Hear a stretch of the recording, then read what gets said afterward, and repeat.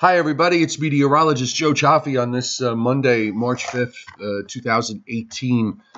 I was not able to do a live stream last night because they had the Oscars on here, so I couldn't get a spot where things were going to be nice and quiet. So decided to do a live stream early today and get things at least updated with regards to what's happening across the U.S. and particularly for the eastern part of the United States. So we're going to get this going here. Let me just get the OBS going so I can bring up the screen. We've got a lot going on in terms of watches and warnings that are up over a large chunk of the northern plain states. And this is the initial low that is coming out of the northern plains.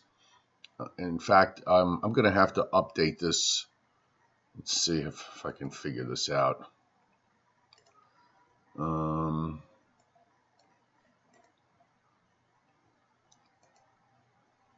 Well, we do have a large area. This is Crete. Okay, I'm just trying to get this to update, folks.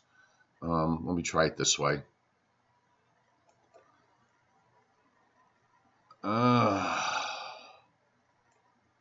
There we go. All right, excellent. Took me a while to get that done. All right, so here we have across the northern plains a large area of winter storm warnings up for eastern Montana, across the Dakotas into Minnesota, and in the orange area we have blizzard warnings that are up, and that constitutes a small area of southwestern North Dakota. Then you get into northwestern South Dakota and go south and east from there. We've got winter weather advisories that extend on the southern periphery of this and also run into into most of Wisconsin, except the extreme west where we have winter storm warnings up in that region. And now, as a preemptive measure, being that this system is coming eastward, we have winter storm watches up for eastern and northeastern Pennsylvania, the northern half of New Jersey, basically north and west of the Turnpike to New York City, Long Island, and all of New England and parts of upstate New York. The only exception is northernmost Maine, but that's because it may be just a little bit of a later time frame for them, and they'll probably go on under some kind of winter storm watch eventually. We are going to see out of this what happens when you have a blocking pattern set up in the atmosphere and energy that's going to try and move northeastward but can't. So as a result, we're going to see some, let's call it classic primary, secondary redevelopment here. And one of the things that you get in a situation like this is that you get a primary low that runs out to the east and begins to weaken, and it falls apart. Doesn't have the alleyway to move up to the northeast, which is how they usually like to do these things. You'll see it profiled here on the GFS. You'll also see, by the way, the old nor'easter from Friday is still having some impact. In fact, I don't think I have them. Let me take a look. I know I don't have them here, but on the radar just east of me, there are some snow showers going by that have come in from the east, rotating around the storm center. The storm is actually east-northeast of Bermuda. It's way out here at about, let me just, if I get a good latitude, longitude measure for you, at about 35.6 and 61 west, maybe about 300 miles or so northeast of Bermuda. It's that far out, but there's an arm that is swinging around, and that has produced some snows, and we had some snows in coastal New England, southeastern New England overnight and into this morning. Now, that's all going to diminish. But here comes that low out of the plains,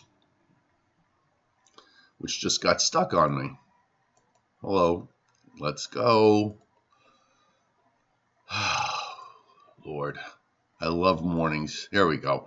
So there's your low. I'll back it up again so you can see it. Here comes your low out of the northern plains and moves to the east-southeast into Iowa. It can't move northeast because there's a big high, not just at the surface, but aloft across all of eastern Canada back to Greenland. That's the block in play. So the low will move southeast, and you'll notice that there's precip that moves across the Gulf states and into the southeastern part of the United States. Pressures are going to be falling along in the Carolinas once again. In fact, there's already, if you look closely, there's a closed isobar here sitting in western South Carolina, eastern Georgia. So there's the secondary surface low is already beginning to develop.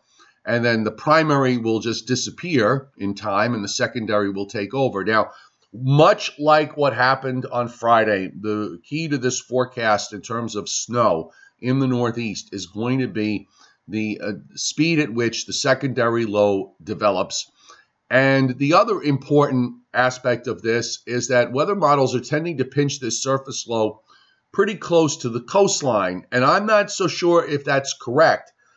Given what we have going on with this big blocking high to the north and the fact that the upper air conditions, when you look at the profile of the temperatures in the upper layers of the atmosphere, we go up at 5,000 feet and beyond, it is very cold. And this would suggest that we should see this low track a little bit further offshore to respect the cold air that is aloft.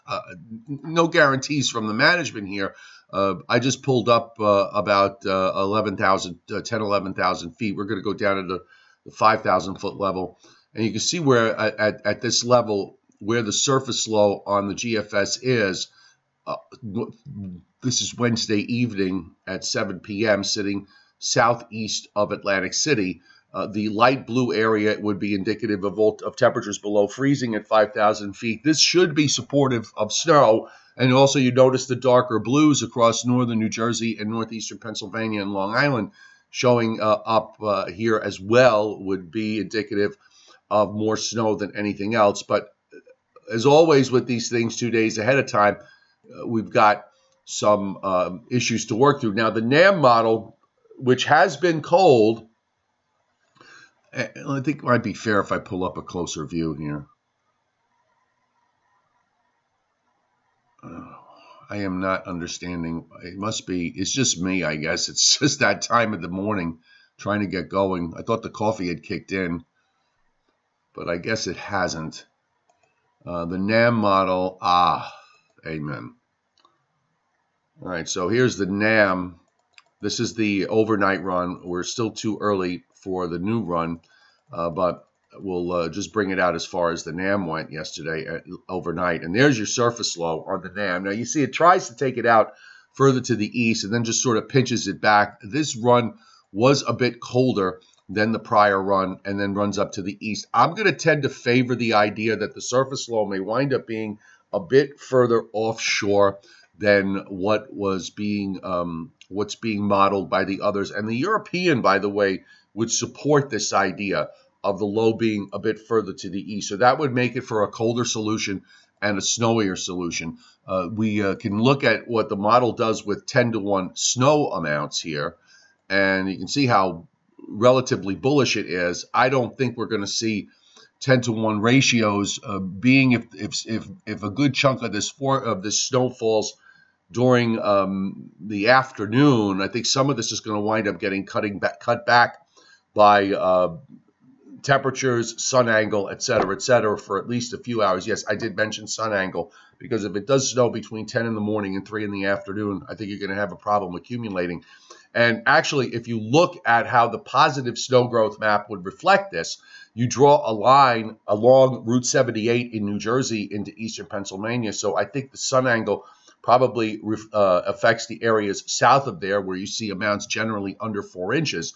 But because the bulk of the snow for the Hudson Valley, northeastern New Jersey, Hudson Valley on up through Connecticut, might fall later in the afternoon Wednesday into Wednesday night, those amounts are shown to be higher on the positive snow growth map. So I think this is probably, at this point, a fair assessment. You can see the numbers are fairly aggressive, again, in areas, and some of these areas that did get hit hard from Friday's storm, and that would be mainly from the Hudson River westward into the Catskills.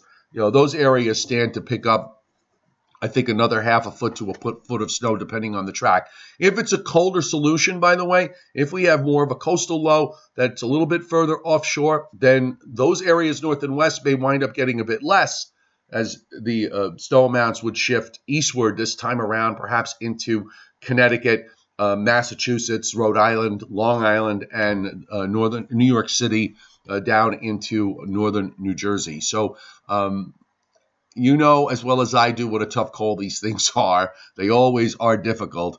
I'll go a little bit wider so we could at least get a flavor for how much the total snow is out to the west with regards to what's falling out in the plains and back through the Great Lakes. So there's a fairly generous amount of snow being indicated here for today into tonight and tomorrow, with that low dropping southeastward.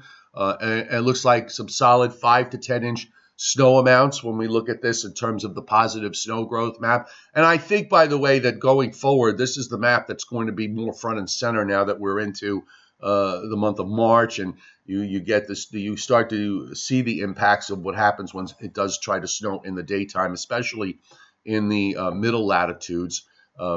Notice some fair amount of snow into the western Great Lakes, on the order of several inches, maybe some spots getting up toward the 6-inch amount number, less as you go east. The large gap in between reflects what happens when that primary low drops southeastward and dies out, and the secondary low takes over. How does this look on the upper air maps? Well, we can bring up the 500 millibar. And you can watch the energy kind of pile on here. This is a fairly deep trough that's swinging around. And if you look closely at the top of the map, I'm going to rotate it around. You can see the impact of the blocking that's going on to the north. There's actually another weak upper low that forms near James Bay, and the upper high surrounds that and is pressing southward. So this is the function of a block, in that it just really suppresses everything in terms of the overall jet to the south. And now here comes the arm of that jet swinging around and going what we refer to as negatively tilted from Lake Superior southeastward to the Delaware coast. And there's an upper low that's cutting off there. That's energy piling on into the coastal areas, and you're going to probably wind up with a tight, wrapped up little low here that moves off the New Jersey coast. So we're going to have to be cautious here. Obviously, we're always cautious in the direction of whether we're going to wind up with a changeover to rain if there's more of a coastal track. But there are going to be some wind issues with this. I'm going to try to see if I can pull up that 10-meter wind map. It's a little hard for me to see sometimes. Let's see that. There it is. This time around, the wind field, I don't think, will be as expansive as it was with the prior storm on Friday. This, I think, is going to probably be a little bit more confined to coastal areas. It might get breezy inland, but I'm thinking you're not going to see gusts to 40 or 50 miles an hour or more in the inland areas like we saw on Friday's storm. But along the coast, it's a little tricky. The gales, the red areas, sustained winds of 40 to 50 miles an hour, not that far away off the New Jersey coast. And you've got every bit of 30 to 40 along the south shore of Long Island. So a lot is going to depend on the position of that surface low. And you can see it here, how it eventually just rides up into the northeast, into the Gulf of Maine. The colder profile here is, I think, the big difference between what we saw on Friday. And even with that profile we had on Friday, it was really kind of astounding how much snow we were able to actually produce out of all of this. Okay, folks, let me just join you. Got a nice little crowd here for this time of the morning. Good morning, everybody. Timothy Veltman, 99 Wolves, Wayne S., Edited, Big L, Garo Vestas, Shelly Man Studios, Kevin Francis, Dio Nankumar. Good to see everybody here. You'll notice, by the way, guys, if you check out the National Weather Service forecast snow maps, I have them up on my website, but you can go to the Weather Service offices to check them out as well. They have their numbers up and updated from some of the overnight model runs. I think they're, the forecasts at this point are pretty fair. I haven't yet done my map yet. I will probably do that later today. I figure why not just wait for another round of models before making a commitment, and that's what I'm going to do. Shelly Man Studios, you're predicting 3 to 5 inches. Okay, I think that's a fair amount. Can you give me an idea of where we're talking here in terms of location? Is that for the coast? Is that for inland areas? Is that for where there's elevation? Just to get an idea of where, what geography are we talking about with regards to your forecast. And, take these opportunities, by the way. If weather is your thing, give it a whirl. You guys, are you going for Southern New England 3 to 5? You know what? I think at this point that's a fair that's a fair enough forecast. I don't like, unless it's something really off the wall. I'm not big on criticizing people for what they put out in terms of their early forecasts. Everybody has to look at what they have in front of them and come out with some sort of prediction. And I think at this point that's fair. What I would do is you start to see more model runs as we get a little bit closer. That might give you room to move higher or room to move lower. That is one of the realities of what we deal with here. We are going to be adjusting as we go forward. I'm just trying to see if the new SREF plumes are out, which they are, and I'm going to see what they're giving for amounts. And it looks like they're pretty even from last night. They're giving some fairly aggressive amounts in some areas around the New York City area. The new plumes are giving islip a mean of, let me sure I got the right station up here. Let's see. They'll give islip about 7.5 inches of snow. New York City, it gives 6. White Plains, it gives 6. East Hampton on Long Island, it gives 4. Just southwest of Long Branch on the Jersey Shore, we get 5. Poughkeepsie in the Hudson Valley, 6.5. On up to Monticello, 5. Scranton, Pennsylvania, 3.5. Let's just take a couple of shots here. Philadelphia, 4.5.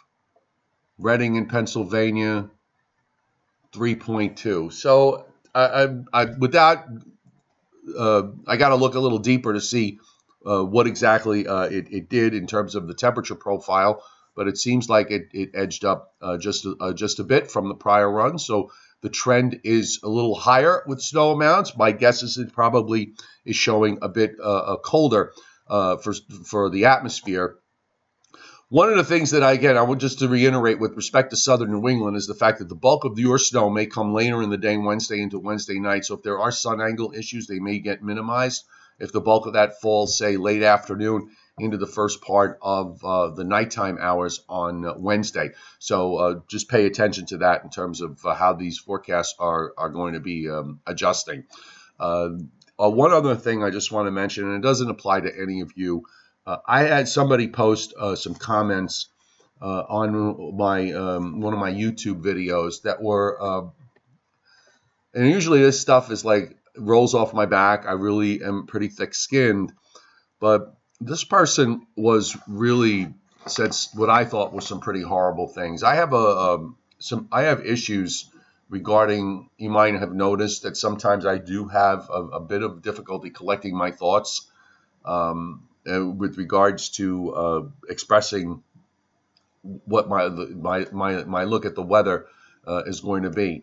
Oftentimes, when I'm doing these YouTube live streams, they are after I have done anywhere from 2 to 3 dozen live weathercasts on television, particularly in storm situations. And by the time I get to do these YouTube live streams, my brain is pretty fried. And there are, you know, a few other things going on with regards to the fact that, you know, you do all this 24 hours a day, 7 days a week. You tend to get burned out sometimes. Well, someone, you know, kind of hit me with the idea that, with regards to my speaking, my not being able to speak clearly, you can sense I'm kind of doing that now.